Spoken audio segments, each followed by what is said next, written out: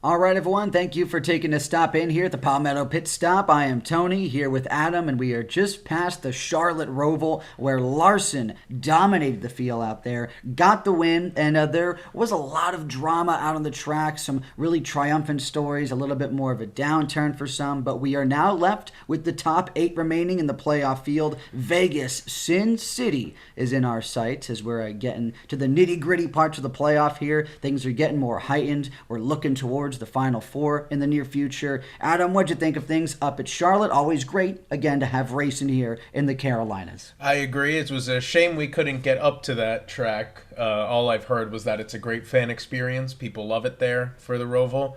On TV, I think some of the playoff drama really helped keep the race exciting. You can't make the excuse that you can't pass at this track because they added Turn 7, which was just a dive bomb target for everybody. Reddick, when he was on that run at the end, he I was going to say sideswiped. He slammed into Daniel Hemrick, using him as a turnstile, basically. Yeah, it was just a little bump. He was just, helping him out. So here you go, man. His cage. Yep, just going to need to sacrifice myself a little bit here for you, but I'll keep you in it. And that was a big, pivotal part of him staying alive. And how about the great playoff position he's in right now? Absolutely. I mean, he was non-existent in the playoffs to this point, and to think an 11th place finish, it's his best since Atlanta, I believe, and he showed why he was the regular season champion. He drove possibly the race of his life. I know he didn't get a top 10 or top 5, but to get into the playoffs when he was on that final restart after the Austin Dillon, when he lost his tire, he's minus 12. Yeah, he was back there. It was really do or die time for Reddick, but he found a way to do it. He gritted it out, and he is now in just great position. He found himself in a very good spot. Took a little bit of luck along the way, but what a run. Going into some tracks that he's pretty good at as well. So Tyler Reddick feels like he's got some life now. And he really needed all the points he got during the regular season, those bonus points that carry over each round in the playoffs for being the regular season champion. It's going to come in handy, or at least it did, but now it's really about who can win these next 3 races. Only 4 guys can advance, and they go into Phoenix with a chance to win. And we have seen the guys who are getting hot. Kyle Larson dominating 2 races now out of the chase. Tyler Reddick just going on this legacy run. And unfortunately, one of the hottest drivers in the playoffs, out of the playoffs on a disqualification, Alex Bowman. Yeah, that's tough at the end of the race with inspection. Yeah, so the details of that were that he did not meet minimum weight. Obviously, being underweight for a car provides an advantage. Mm-hmm. These guys are trying to get as much weight out of those cars as possible, but they do have a minimum that they can reach. And NASCAR said that the rulebook says that there is a 0.5% leeway. Excuse me.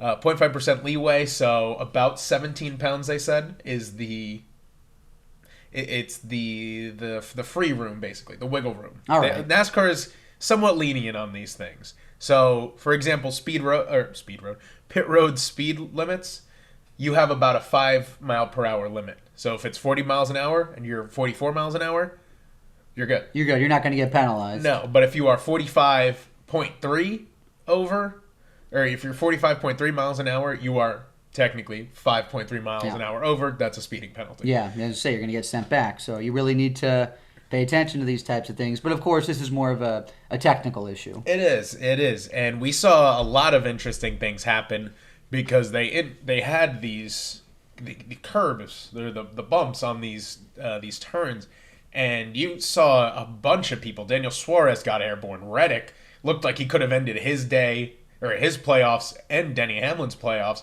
He got airborne. That car was a few feet off the ground. He slammed into the back of Hamlin. Yeah. Now, what was that? Were they linked up? What part of the car is that again?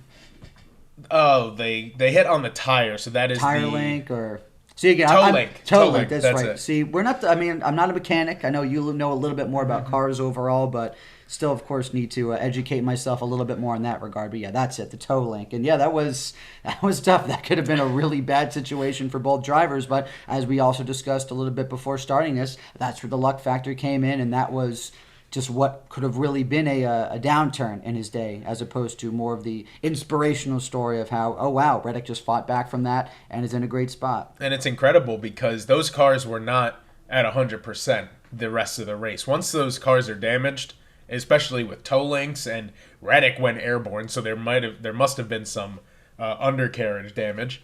Granted, they're not going for high speeds on this track. It's all about your braking and turning and entry and exit, and sometimes how well you can use other cars to turn.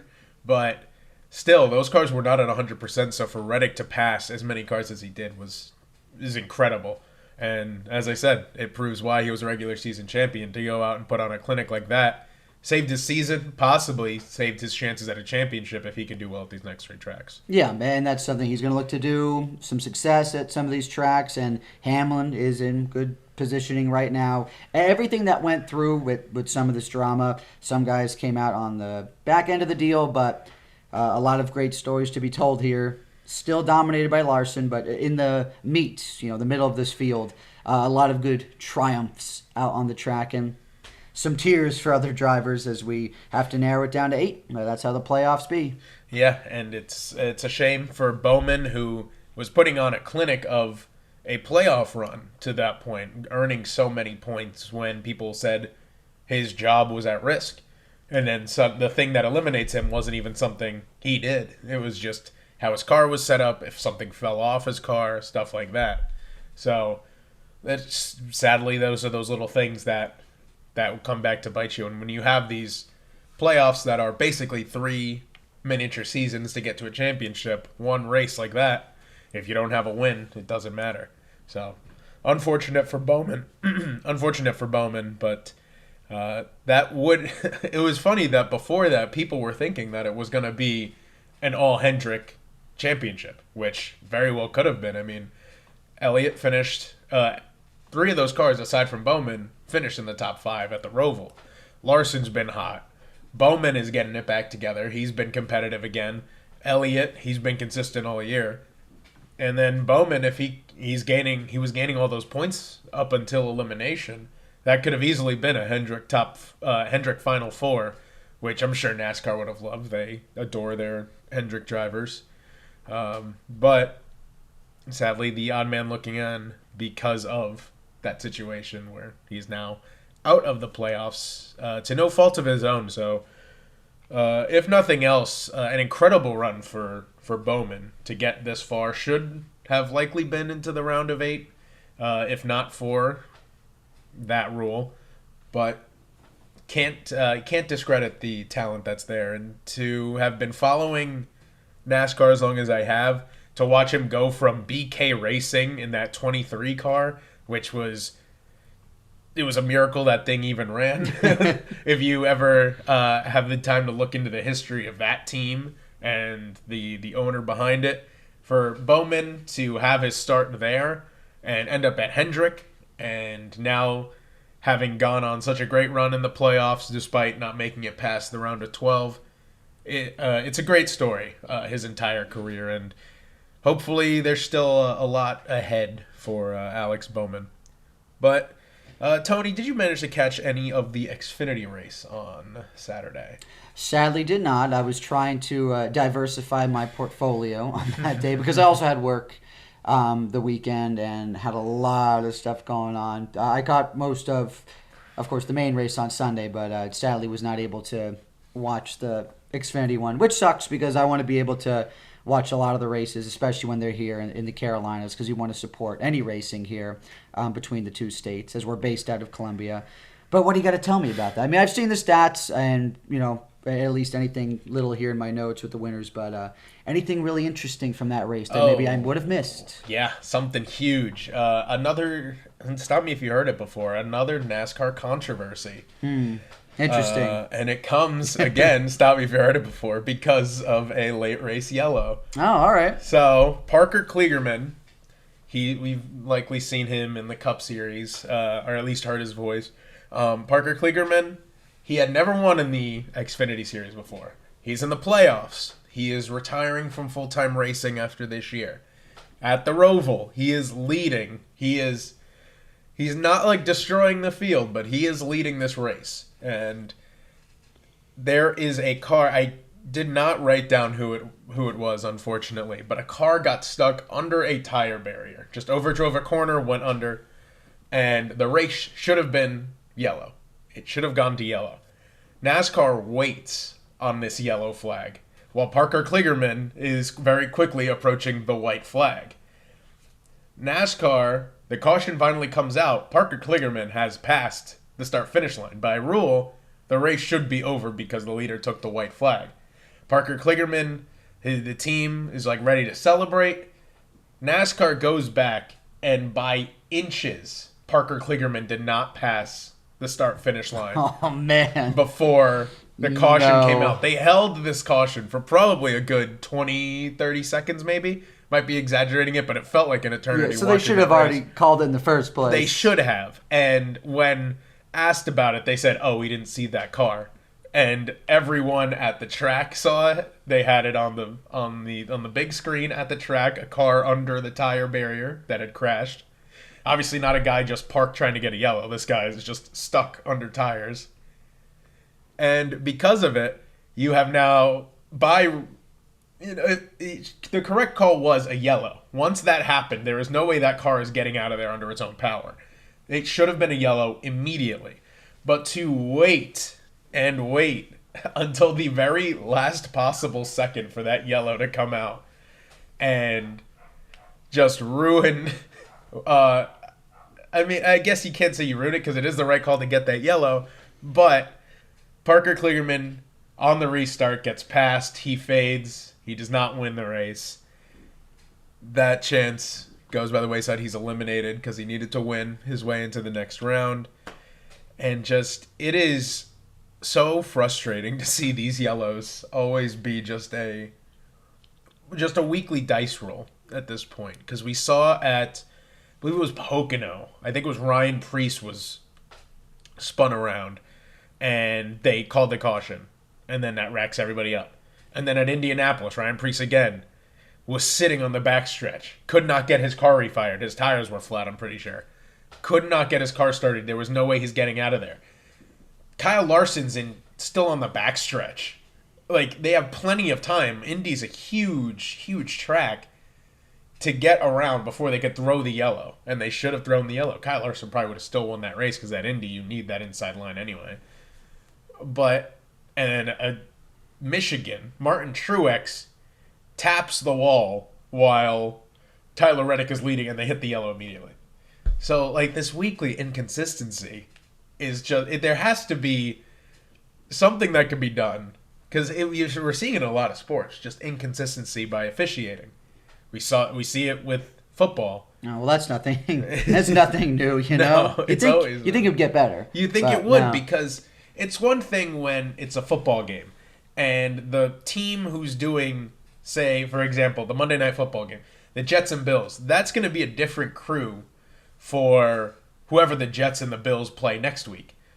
So it's different people, so you're going to get kind of different officiating. So there'll be guys who are tougher on roughing the passer or pass interference. And then you'll have guys who are like, hey, let the guys fight. Like, let them play.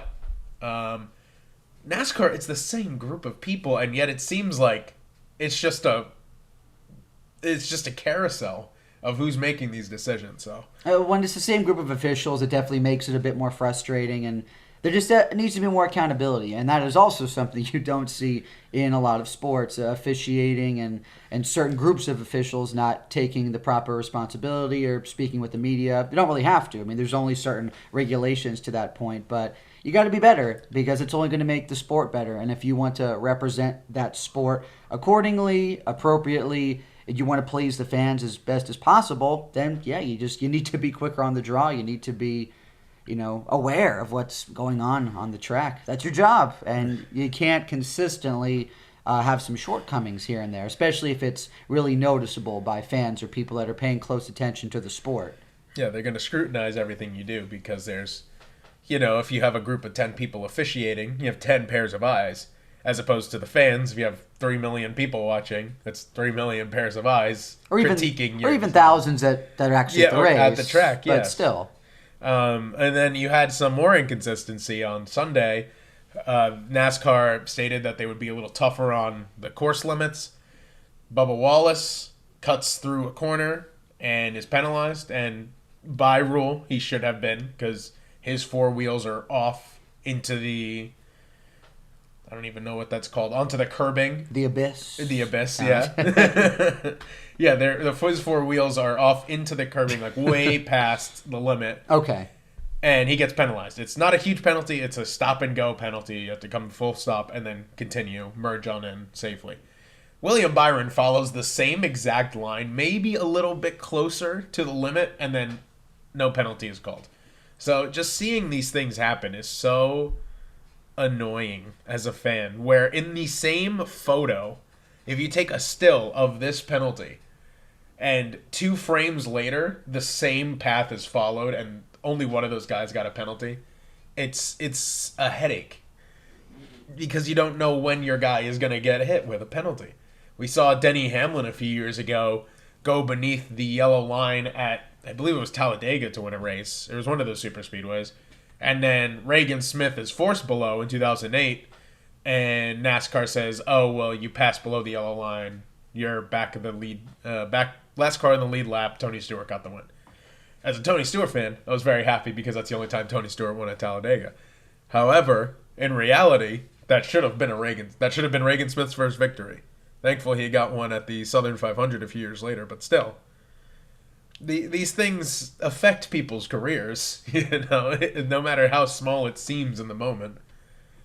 It's so frustrating, but I could sit here and complain about officiating in sports all day, but as people do and still will, and there's nothing perfect. People can't be perfect, you get that, but you got to have, like, I don't know, you still want like a B, maybe like a B plus success rate or something. And there's not too many officials out there that are going to be getting an A grade. That'd be fantastic, but just seems to fall flat in that regard. But yes, we must move on, as we do have a lot to talk about. The new playoff field, and Sin City coming up, Vegas coming up. Love me some Vegas. Excited about Vegas. I love that. I've loved that track since I started watching NASCAR. Joey Logano, though, just before we close the book on the Roval, Joey Logano, even though he was eliminated initially, he's a happy man, though. I'm sure he's excited as of Sunday night. I'm sure he was jumping around, but I gotta say, he did not just lay down. He's not a great road course racer, but he got his stage points. He got his top 10 finish. He was making these guys on the cut line very uneasy. And you saw that with Reddick. It pushed him to have possibly his best performance of the playoffs so Certainly far. Did. To stay alive. And then Austin Cindric as well. Unfortunately, it didn't end up mattering. But good finish for Cindric. Top 5, I believe. Yeah. He was up there all day. Just wasn't enough. Wasn't enough. Too much to make up. Unfortunately. So a shame that Cindric was one of the ones out. But it's just whenever there's winners, just someone has to lose. But also, one last thing about the Bowman thing. Hendrick has decided they are not going to try to appeal it. So Bowman's playoff run is finished. They said that they didn't feel they had enough evidence to try to get it overturned. Some people thought, maybe you should try. What do you have to lose? But there is the issue of, if they try to get it overturned and they go through the appeals process, they could get worse penalties, because if it's found out that it was done deliberately, or or a piece was not properly set or attached or installed, you're now not dealing with a disqualification. You're dealing with fines. You're dealing with suspensions. We saw Austin Dillon. He lost a tire, the front left tire. That brought out that last caution. And now, because of that, for 2 races, his front tire changer and his jackman were suspended. NASCAR takes these things very seriously. And I might disagree with NASCAR on some things. Stuff like this you have to take seriously, because you can't put a loose tire on a car. That's a huge safety issue. We saw a long time ago, I think that was like 2010s, Brian Vickers, his tire just fell right off his car in the middle of, I think it was a Coke 600, I think it was at Charlotte. And the tire just bounced over the fence, luckily landed on an awning. Everyone was, cheering because they just got a free tire off a car. But that could be disastrous. It could have been huge. We've seen tragedies with car parts going into spectators before. We've seen cars with damage of just tungsten parts falling off of competitors' vehicles that I don't remember who it was. I don't even know if it was in a NASCAR series. It might have been open wheel or something. But a tungsten piece broke off of a competitor, went through the windshield, and left a dent in a driver's helmet. Like, there's reasons these things are in place. Unfortunate that Bowman ends up losing his chance at a championship because of it, but as a team, you can't let that happen. I know these drivers, these teams, they say that they're trying to get every little inch and horsepower and little speck of an advantage they can get with. I mean, when you have spec cars, everyone's the same. You need to get that last little inch. But there's rules in place for a reason. Shame, as I said, that Bowman's playoff run ended because of it, but that's just how it is. And speaking of the playoffs, the 4 drivers who were eliminated, they were Austin Cindric, Daniel Suarez, Chase Briscoe. I believe he was the first one eliminated. And the last one eliminated, as we just mentioned, Alex Bowman. Pretty close on my predictions, but we'll get into that later. Did not place a race prediction on Kyle Larson, which I feel like might be a safe bet the rest of the year. I'm telling you, he's just on fire right now. And it's when you need to. It's the playoffs. We could just say it again, just like any sport. This is when you want to be peaking. Playoff time, postseason. This is the time you want to be driving your best, and he's showing his stuff out there. Yeah, and it helps that he's just, sometimes it seems like he's so far ahead of everyone else. And then when you have these cars that are so similar on a road course, if you are better at hitting your brakes and accelerating than anyone else, you're obviously going to drive away with it like he did. It was interesting to not see Van Gisbergen later in the race, though I know he had his issues with a few spins. Yeah. But still coming home with a top 10. So still, once he gets better at these ovals, Shane Van Gisbergen's going to be... His career in NASCAR is going to be short, sadly. He is a little older. Don't know how long he will be in the sport. I don't know if it'll be like a Marcos Ambrose where it was basically like a contract and then he's like, oh, I'm good. Won my races, I'm out. Or if he'll race the rest of his racing career here, full-time at least. But I think for the next few years, the Xfinity has really helped Van Gisbergen. But if he can figure out these ovals, that's what's going to be the difference maker on if he can be an insane championship story. Because if you can just come in, win a race, get a contract 2 years later, and win a championship, and then just be like, all right, I'm going back to Australia. See ya. That'd be a really interesting story for future generations. And it'd be great for NASCAR exposure to have an Australian or the Kiwi come over here from Australian supercars and all that to get that audience now on NASCAR, because it's like, oh, one of my favorite guys is now racing in another league. I would tune in and watch it. That's what a lot of people did with Indy with Kyle Larson. It's like, oh, there's a NASCAR driver in the Indy 500. I'm going to watch the Indy 500 now. So great for NASCAR. Excited to see him full time. Shane Van Gisbergen. Yeah, back to diversifying the portfolio, and that's going to be fun to see him in Trackhouse. They're a smaller team that we like to keep tabs on as well. Love me some Pitbull. Haven't gotten to see him in concert yet, but I did. I forgot. I did. Sure I did in Charleston. That's right. Yeah, that was a fun night actually. Yeah, I was thinking of someone else, but no, yeah. Love that he's a part of NASCAR, and that's going to be interesting to see. Cool name for Mr. Van Gisbergen, and it's going to be nice to just have someone else shaking up the field, and he could easily end up being a menace out there for at least a few years. So that's going to be something to watch as we get into the later seasons, see what's going on over the next few years. But we still got to focus on the here and now as we settle in on Vegas. And what are your thoughts so far in this race, Adam? Vegas is an interesting one. So I mentioned earlier I really loved Vegas growing up. I always just like that track. I love these wide open 2-mile tracks. Like Michigan, loved Auto Club, rest in peace, and Vegas. But the interesting thing about Vegas is that with these cars, the air blocking kind of spoils the fun a little. So we saw in the spring, Kyle Larson and Tyler Reddick were the two guys to beat. Tyler Reddick probably could have caught Larson if this was, the Gen 4, the COT, any other version of the car probably. Could have got to Larson, maybe not past him, but probably could have moved him out of the way, shaken him up, made it a closer finish. But it'll be interesting to see what kind of racing we get at Vegas. But these are the tracks, these 3 tracks, Vegas, Homestead, and Martinsville. This is the playoffs. So the first 6 races of the playoffs are basically just surviving. Round of 16 is like, unless you're a win and in driver, you are basically just like, okay, just don't make an idiot of myself. Don't shoot myself in the foot. And that's why it was so perplexing to see Hamlin on that Atlanta strategy. But clearly it's paid off. He's still in it. And then the second round, you have the Roval, you have Talladega, and then you have Kansas. You have one ordinary track. And then Talladega and the Roval, which are anything can happen. And at the Roval, like half of the people can probably compete normally.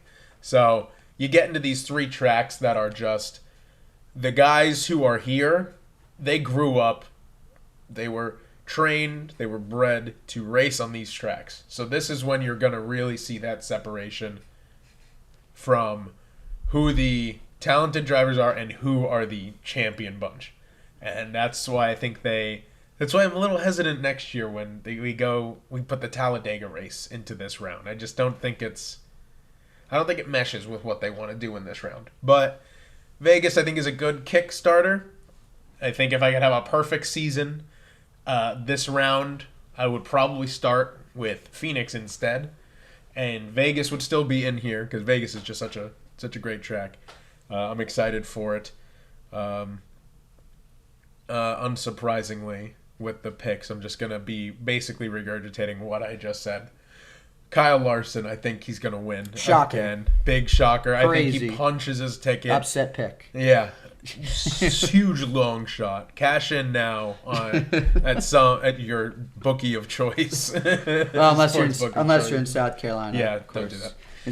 Yeah, you can't do that. Our state government hasn't seen eye to eye with betting yet. Sadly. Probably someday, but maybe someday. Maybe not. Probably not this decade. No. We'll see. I don't know. Who knows? Maybe by the time they actually figure out this Gen 7 car, maybe, they'll allow yeah. us to actually bet on racing. We'll see. But yes, Kyle Larson was my first choice, and unsurprisingly, second choice, Tyler Reddick. Oddly enough, not intentionally in that order of Kyle Larson first, Tyler Reddick second, which is exactly how they finished stage 1 and 2 and the race in the spring at Vegas.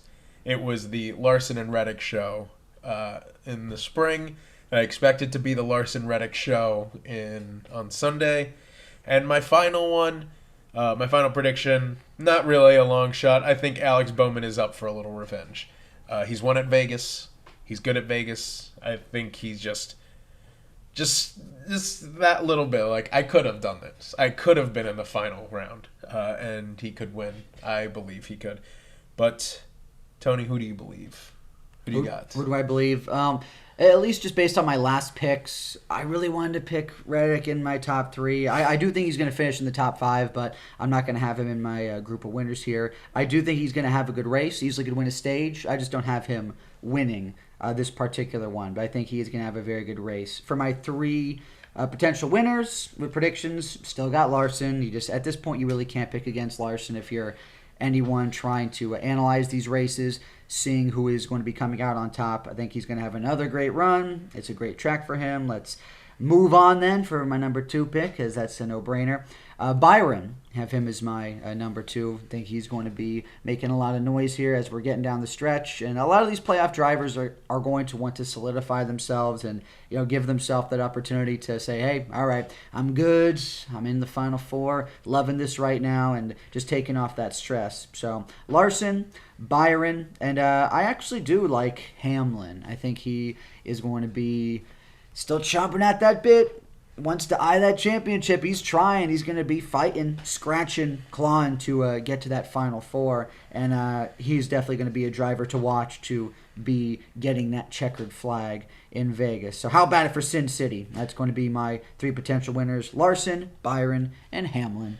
I think Hamlin is an interesting one. The Toyotas, they've just kind of been surviving in these last few since the playoffs began, really. It's been the Ford and Chevy show. Toyota's just kind of been a back burner. Reddick obviously had that great that great run, still outside of a top 10. Bubba Wallace somehow getting a top 10 on a road course. He's had a nice playoff stretch. Not in the playoff, but he's had some good finishes, a couple top 10 finishes. I believe I saw somewhere that of all the drivers, not just the playoff drivers, but of all drivers, since playoffs began, Bubba has like the 5th best finishing average. So okay. Bubba's been, I think this is a good in-between year for Bubba. I think last year he made the playoffs, made it pretty far, eliminated round of 12, but 10th on the year, final standings. But to have this off year where you realize, this isn't going to be easy every year. You have 36 guys every week who want this just as much as I do, if not more. And you have guys that are getting better. And you have guys who are also getting better. Yeah, you're not the only one who's trying to get to work on your shortcomings. And Bubba getting better at road courses is going to help his shortcomings because he is not the greatest road course racer. I mean, he's whenever I see him at the road course, it's like, okay, this is a road course, but this is not Bubba's weekend. I'm not going to be expecting him to be competing for the win, but seeing him on a few restarts in second and handling himself well, it's like, maybe Bubba can one day, even if by strategy or just happenstance, if he can get a win at a road course, I think it would be a testament to just how much he is improving. Because he had last year when his playoffs were again on the line, he had a really great run at Watkins Glen. So he's shown that he can get it done at some of these road courses. It's the ones that, like, Sonoma, Coda, stuff like that is going to be what kind of drag him down. But if he can get, a win here and there in the regular season, get locked in, this is why I think it's a good thing that he's doing so well now, because it's okay. If I can get into the playoffs and I can put these consistent runs together, I can make a deep run. I think under this format, Bubba could be a potential champion in this league. I think he just needs, him and his team need to find consistency, because there are times when he'll just rip off 5 straight top 5s, but then he'll follow it up with like a 17th, a 26th, something like that, because either something he did, a late race caution, something his team did. And you're going to have a few bad races here and there, but it's just the hot and cold streak that is really befallen him and why he's not been as consistent as his teammate Reddick. But overall, as a team, and this isn't even just something that you and I, because we've latched onto these drivers. I know you like Bubba. I've liked Reddick since getting more into NASCAR over the past few years. So it's been easier to be a fan of drivers on these smaller teams, guys that are not maybe more solidified. But 23XI really looks like some greener pastures ahead, no doubt about it. As long as everything is fine with money in the charter, and we get, we've talked about that before. But just from a racing standpoint, it looks like there are just a lot of positive things that should be in store. I think so. I think Reddick, obviously, he could win a championship this year, still very much in position to do so long as he can get it done these next 3 races. Even if he doesn't win, just be getting consistently good finishes. Bubba, I think he just needs that little bit more. I've said it a lot, where it's like, if you keep putting yourself in position to win, one day it's going to pay off. And that's what Bubba needs to do. He's had these races that come down to somebody else's mistake, or his mistake or whatever. And like Darlington, he was just wrong place, wrong time, caught up, season's over. Daytona, wrong place, wrong time, still gets a top 10 finish out of it. But unfortunately, Harrison Burton wins. So it's just a matter of chance there. And of course, of like the 5 cars that weren't damaged at Daytona, Harrison Burton is one of them. Makes that playoff field that much tighter. But it seems like it's been the same song and dance as last year because Bubba was having good, consistent finishes, sometimes caught up in someone else's mess. And Michael McDowell wins at the Indy Roval, tightens everything up, and then he has to go into Daytona. And that one, he lucked out with some of the guys he was racing against getting caught up in crashes. So you kind of have to give and take. But Bubba it's no denying that he's been really on some bad stretches of luck this year. I mean, he had a strong start to the year for under the old points format. For a little bit, I think it was one race, Bubba was the points leader. He was just consistent enough. He had a top 5 at Daytona, top 5 at Atlanta, top 5 at Martinsville, and then you get into that slump where his team over-tightens a tire, and that ends his day because you can't take a tire off without having to cut it off. You just get these issues that pop up. Maybe what happened at Richmond. He was on track for a top 10 finish. Late restart, he gets kind of pushed out of line, or he pits and just doesn't have a good stop, gets caught on pit road, finishes 17th. It's just how these races play out, and you just gotta play with the hand you're dealt. But to have Bubba going through these tracks that are going to be there next year, maybe not in the same order. Obviously, we're not going to have Watkins Glen in next year. We're going to have Darlington in back in the playoffs next year. It's to get this experience and be good like he has been. He's been very, very good on such a unique set of tracks. And he's really good on these super speedways. So if he can just steal a win at one of them, I think it's going to make all the difference in his career. He does not have to have like a 2007 Daytona 500 where Tony Stewart is leading like 90% of the laps just to crash out. Like you could just have even look at the last time he almost won at Talladega, where on the last lap he's leading and then he kind of gets a big shove and he kind of can't go anywhere and wrecks out. Kyle Busch is there, takes the win just because he got through it. So I think he's just a little bit shy of where he needs to be, but he's still, for a race car driver, he's still young, just still in his 30s, plenty of time to develop. I think that's the hottest take I may give is that I think Bubba Wallace could, under this current format, win a championship in NASCAR, and that would be crazy if he did. I think that would definitely be crazy. Just some of these newer drivers, there's only so many fans that have been around for a long time, and more of the NASCAR fan base, from what I've come to observe, is going to latch on to a lot more drivers that have had a bit more success in the past, or you go further and further in the past, it's just even a little bit tougher for some fans to really find a new guy they like for sure. But your Joe Gibbs teams, drivers, and Hendrick cars, they're always going to have people following them, and a large fan base. When you're talking about the teams like Trackhouse and 2311, some of these guys that have been around for a little bit now, but still not huge fan bases, as still trying to grow a little bit more in the sport. But I do think both of those small teams will make a lot of noise over the course of the next 3 to 4 years. We'll see how far beyond, and that's just the way that NASCAR can be shifting a little bit. Some of these teams that are very centralized, only a few cars, still having that success, maybe being able to focus a bit more on those drivers. And that's something we're going to have to see with this shift in the sport, or if any other new rules or playoffs, or if the playoffs get eliminated one day, who knows? But this is something that is very fun and interesting to analyze as we go down the road. And down the road, as we've discussed already, is going to be Vegas. But is it about time for the final turn, Mr. Adam? I believe it is. And this week, well, as we did just before the first week of the playoffs, we predicted after Darlington, we made our guesses at who would be eliminated in each round. We didn't do wins by week, which would have been an interesting approach. But, maybe we'll put that in the pocket for next year. But we did select each week 4 drivers, or not each week, but each round we predicted which 4 drivers would be eliminated. And I think now is a good time, as we are now at the halfway point of the playoffs, how we have done, how accurate we were. Did we get the right drivers at the wrong time, or just completely whiff on some? And there are a few. So my first predictions a round of 18 was Martin Truex Jr., Harrison Burton. I was trying so hard not to say Jeff Burton, Alex Bowman, and Joey Logano.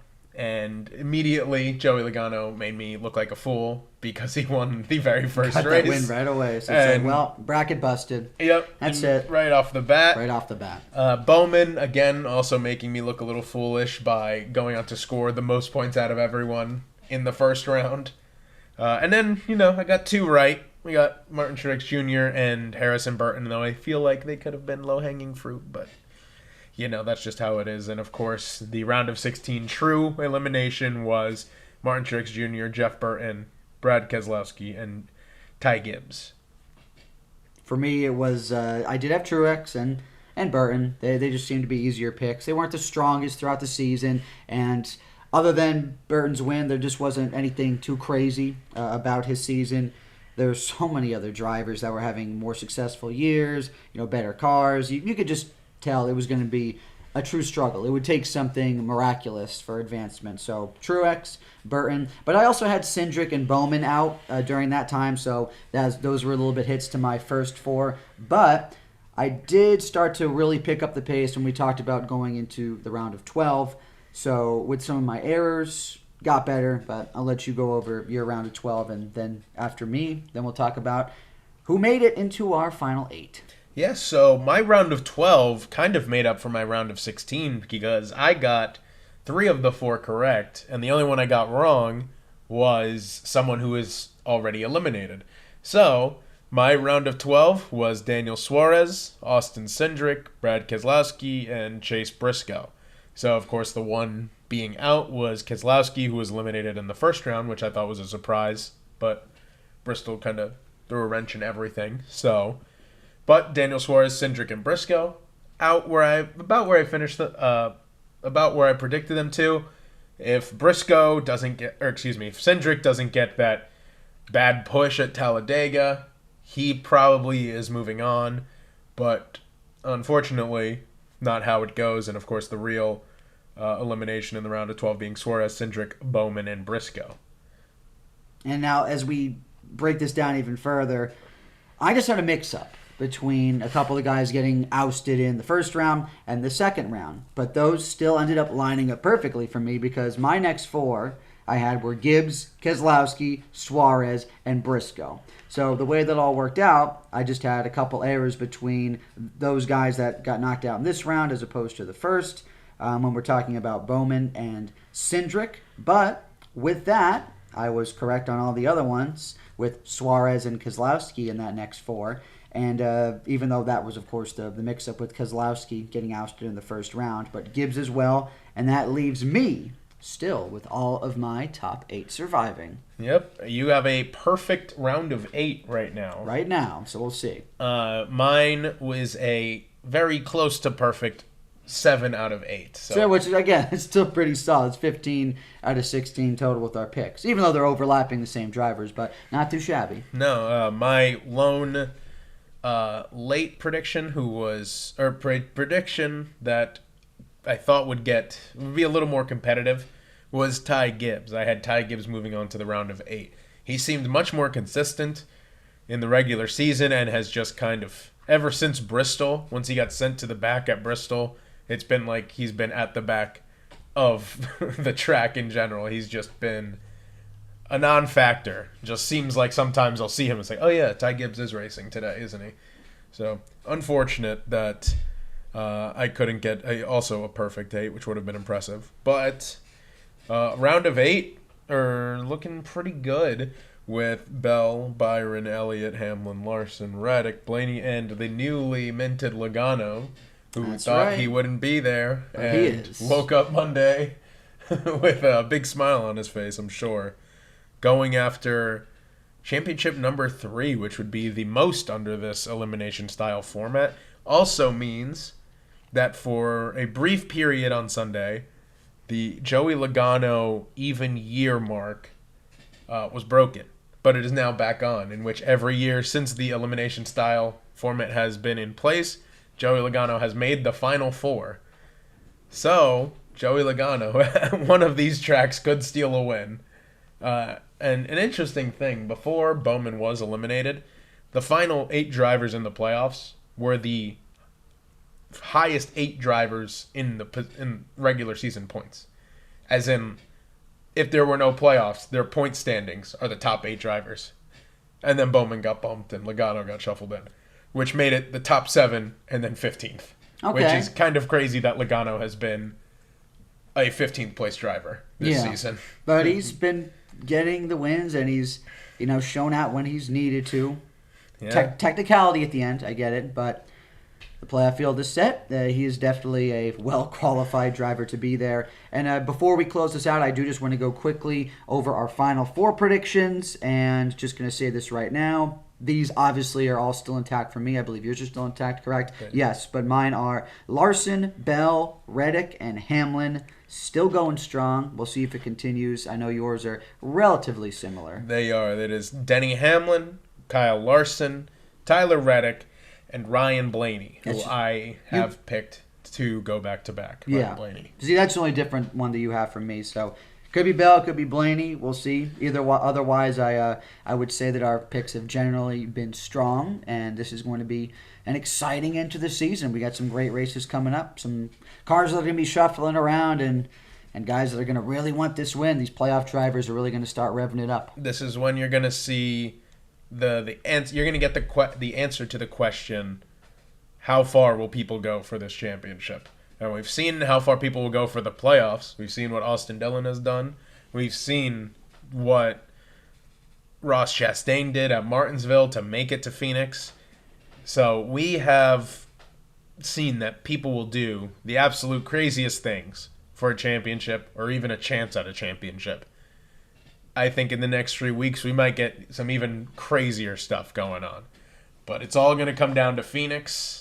Just a few short weeks away. Just 4 races left in our 2024 season. It's crazy. It's crazy, man. Your season goes by fast. It bleeds into football season, and eventually you get into hockey and basketball and the other sports folks are into. But it is going to be something with a heightened sense of watching, and whether you love the playoffs or not, at least it does provide for some very interesting races that national telecasts actually want to be a part of, especially with NBC. So we'll see more of this. This is going to be an interesting take as we go to these next 3 races, because wins mean so much more as we are eyeing that championship race in Phoenix. Wins mean everything now. Yeah, yes, they do. When they say win and end in the regular season for the playoffs, this is win for a championship right now. Any of these 3 races, you do what you have to win Martinsville, Homestead, and Vegas. Blanked on the name for a second. But if you can get a win at any of these 3, you are looking at NASCAR immortality, being a champion. And there are guys who have been here a short time looking for their first. Some guys who are the young guns looking for their second with Larson and Elliott. And then you have guys who have been in the tube a while and still looking for number 1 like Denny Hamlin. So a lot of storylines to follow too. So Reddick, second few times in the playoffs now. This is his best chance thus far. Bell has been super consistently a Final Four driver. Blaney, of course. Blaney, Elliott, Larson already having won a championship. Logano going for his 3rd, which would put him into an entirely different tier of NASCAR drivers. Great category to be in. Yeah, very few 3-time champions up there with Tony Stewart and others. Jeff Gordon only was a 4-time champion, so as great of a career as he had, though, people can argue how many championships he would have if they never implemented the postseason. But if Logano can get a 3rd championship, especially off of Alex Bowman's disqualification, that would be quite the I'm sure quite the talking point amongst Bowman fans and NASCAR fans as a whole. Oh, well, yeah. And when you want your name to be remembered, you want to, simply put, you can have some great races, great wins, but in the end, you want to be a champion. So we will be keeping our eyes closely on these races, and it is going to be an exciting time. But this is it for this week on the Palmetto Pit Stop. Thank you so much for stopping by. We are zooming on out to Sin City, Vegas in our sights. We will see you next time.